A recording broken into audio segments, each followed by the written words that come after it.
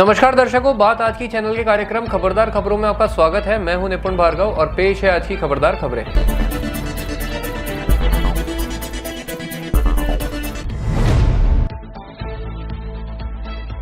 1993 के सिलसिलेवार बम विस्फोट मामले में आजीवन कारावास की सजा काट रहे गैंगस्टर अबू सलेम के मुकदमे की सुनवाई के दौरान हिरासत अवधि के बदले जेल अवधि कम करने की उसकी याचिका को आज मुंबई की एक विशेष अदालत ने मंजूरी दे दी। 2005 में पुर्तगाल से प्रत्यर्पण कर लाए सलेम को मुंबई में बम विस्फोट के मामले में 2017 में दोषी मानकर आजीवन कारावास की सजा सुनाई गई थी। आपको बता दें कि वर्तमान में सलेम नवी मुंबई की तलोजा जेल में सजा काट रहा है। आज इंडियन आर्मी को नया चीफ मिल गया है। उपेंद्र द्विवेदी ने भारत के नए सेना अध्यक्ष के पद पर कार्यभार ग्रहण किया। इससे पहले यह जिम्मेदारी मनोज पांडे के पास थी। ये एक संयोग है कि उनके थल सेना अध्यक्ष बनने के साथ ही भारतीय सेना में एक इतिहास बन गया है। दो सहपाठी एक साथ भारतीय सेना प्रमुख के पद पर पहुंचे हैं। उपेंद्र द्विवेदी के दोस्त और बचपन से सहपाठी दिनेश कुमार त्रिपाठी पहले से ही नौसेना के प्रमुख की जिम्मेदारी संभाल रहे हैं। दोनों मध्य प्रदेश के रीवा आर्मी स्कूल से कक्षा 5वीं से साथ हैं। जम्मू से अमरनाथ गुफा में बाबा बर्फानी के दर्शन के लिए 6,619 यात्रियों का तीसरा जत्था आज सुबह रवाना हुआ। इससे पहले कल यानी शनिवार को 13,000 से अधिक यात्रियों ने पवित्र गुफा में दर्शन किए थे। सुबह 3:30 बजे 151 वाहनों में 2,781 यात्रियों और 4:40 पर 3,838 यात्री 168 वाहनों में रवाना हुए। दोनों काफिलों को सुरक्षा घेरे में रवाना किया गया। 52 दिनों तक चलने वाली ये यात्रा 19 अगस्त को रक्षाबंधन के त्योहार के साथ समाप्त होगी। 124 से अधिक लंगर और 7,000 से अधिक सेवादार यात्रियों के लिए दिन रात एक किए हुए हैं। T20 वर्ल्ड कप का फाइनल मुकाबला जीतकर भारत ने विश्व में अपना परचम फिर फहरा दिया है। इसी के साथ भारतीय टीम ने आईसीसी ट्रॉफी के 11 साल के सूखे को भी खत्म कर दिया। वहीं जीत के बाद कप्तान रोहित शर्मा और विराट कोहली ने T20 से संन्यास की घोषणा कर दर्शकों को मायूस कर दिया। साथ ही पीएम मोदी और विपक्ष के नेता राहुल गांधी ने पूरी टीम को बधाई दी। जीत के बाद खिलाड़ियों की आंखों में खुशी के आंसू देखे गए। बुमराह ने कहा कि यह काफी अहम क्षण है और इससे बेहतरीन क्षण कुछ और नहीं हो सकता। वहीं विराट ने कहा कि यह संन्यास का सही समय है और अब समय आ गया है कि नई पीढ़ी इस विरासत को आगे लेकर जाए। केंद्रीय गृह मंत्री अमित शाह ने कल हरियाणा के दौरे के बाद ऐलान किया कि इस साल के अंत में होने वाले विधानसभा चुनाव में भाजपा अकेली चुनाव लड़ेगी और किसी भी पार्टी के साथ कोई गठबंधन नहीं किया जाएगा। मुख्यमंत्री नायब सिंह सैनी के नेतृत्व में ही चुनाव लड़ा जाएगा। शाह ने कहा कि पार्टी पूर्ण बहुमत के साथ हरियाणा की सत्ता को फिर से हासिल करेगी और नायब सिंह सैनी ही अगले मुख्यमंत्री होंगे।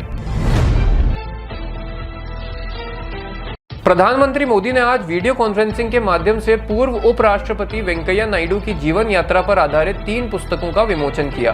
पहली पुस्तक उनकी जीवनी पर Venkaiah Naidu life in service the Hindu, दूसरी पुस्तक सेलिब्रेटिंग भारत वेंकैया का मिशन और संदेश और तीसरी पुस्तक महान नेता एम वेंकैया नायडू का जीवन और यात्रा है। इन किताबों की रचना एस नागेश कुमार, IV सुब्बाराव और संजय किशोर द्वारा की गई है।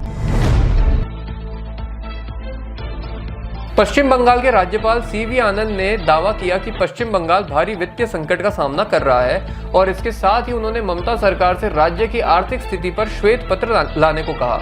इस बात से खफा ममता ने महिलाओं के शिकायत का जिक्र करते हुए राजभवन पर ही गंभीर आरोप लगा दिए। ममता ने कहा कि राजभवन में होने वाली गतिविधियों के कारण महिलाएं वहां जाने से डरती हैं। ममता के इस बयान पर राज्यपाल ने उन पर मानहानि का मुकदमा दायर करने की बात कही है। वहीं कांग्रेस के अधीर रंजन ने कहा कि दोनों की बातों की जांच होनी चाहिए क्योंकि इससे राज्य की छवि धूमिल होती है। नाइजीरिया एक बार फिर सिलसिलेवार आत्मघाती हमलों से दहल उठा है। नाइजीरिया के गवोजा शहर में 3 धमाके हुए। एक सुसाइड बॉम्बर महिला अपनी पीठ पर बच्चे को बांधे विवाह समारोह के बीच पहुंची और पहुंचते ही खुद को बम से उड़ा लिया। वहीं एक आत्मघाती हमलावर ने एक मस्जिद के अंदर जाकर खुद को धमाके से उड़ा दिया और एक हमलावर ने अस्पताल में खुद को बम से उड़ा लिया। इन सभी हमलों में 18 लोगों की मौत हो गई और 25 से ज्यादा लोग गंभीर रूप से घायल हो गए हैं। सभी हमलावर आतंकी संगठन बोको हराम के सदस्य बताए जा रहे हैं। उत्तर भारत में कई जगहों पर कल से हो रही बारिश से जनजीवन अस्त व्यस्त हो गया है। राजस्थान, गुजरात, मध्य प्रदेश और उत्तर प्रदेश में बारिश के चलते सड़कें धंस गई और वाहन सड़कों पर बहते दिखे।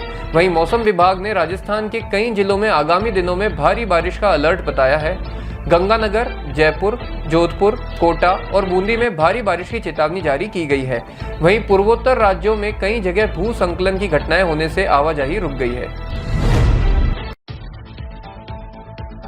पीएम मोदी के कार्यक्रम मन की बात का आज 111वां प्रसारण किया गया। मोदी ने मन की बात में मां के प्रेम को बताया और पर्यावरण दिवस पर एक पेड़ मां के नाम अभियान पर बातचीत की। उन्होंने लोकल के लिए वोकल की बात करते हुए केरल में बने खास तरह के रंग बिरंगी छातों की बात कही, जो आदिवासी बहनें तैयार करती हैं। मोदी ने अगले महीने होने वाले पेरिस ओलंपिक खेलों के लिए खिलाड़ियों को शुभकामनाएं दी और #cheer4Bharat पर खिलाड़ियों को प्रोत्साहित करने के लिए शुभकामनाएं देने को कहा। साथ ही उन्होंने कहा कि 3 महीने मन की बात नहीं होने पर मुझे लाखों करोड़ों पत्र इस कार्यक्रम को शुरू करने हेतु प्राप्त हुए।